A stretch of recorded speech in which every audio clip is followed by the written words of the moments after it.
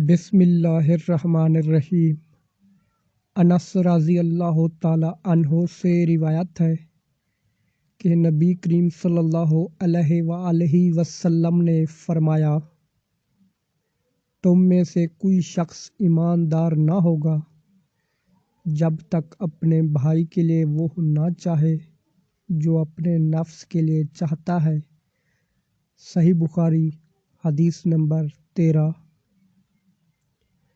عبداللہ بن عمرو بن عاص رضی اللہ تعالیٰ عنہ سے روایت ہے کہ ایک دن ایک آدمی نے نبی کریم صلی اللہ علیہ وآلہ وسلم سے پوچھا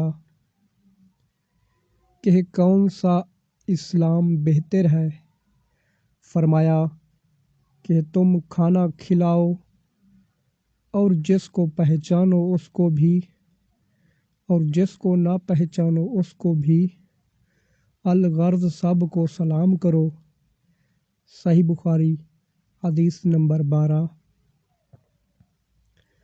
عبداللہ بن عمر رضی اللہ تعالیٰ عنہ سے روایت ہے کہ رسول اللہ صلی اللہ علیہ وآلہ وسلم نے فرمایا، اسلام کی بنیاد 5 چیزوں پر قائم کی گئی ہے۔